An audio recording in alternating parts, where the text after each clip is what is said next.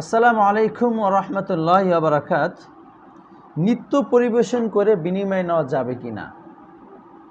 বর্তমান জামানায় অসংখ্য মুসলিম মা বোনরাও যারা নাচ শিখছেন এবং নাচগুলোকে ডিসপ্লে করছেন, মঞ্চায়িত করছেন এবং বিনিময়ে নিচ্ছেন, এটা শরিয়াতে বৈধ কি না?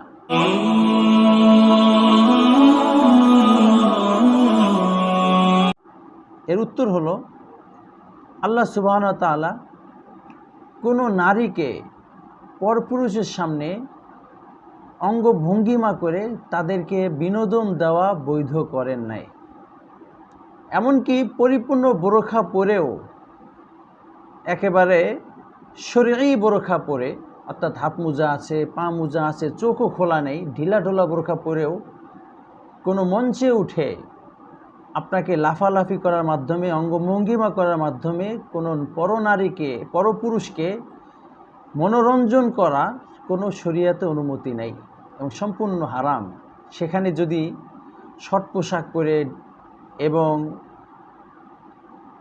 আকর্ষণীয় পোশাক পরে নাচ প্রকাশ করা হয়, তাহলে সেটাতে হারাম, এটা বলার অবকাশ রাখে না। আর কোনো হারাম কাজ করে বিনিময়ে নেওয়াও হারাম এবং হারাম কাজের বিনিময়ে দেওয়াও হারাম। তো সুতরাং নৃত্য পরিবেশন করে এর বিনিময়ে নেওয়া সম্পূর্ণ হারাম এবং এরকম চুক্তি করা যিনি করবেন, যার সাথে করবেন, সবাই হারাম কাজে জড়িত আছেন।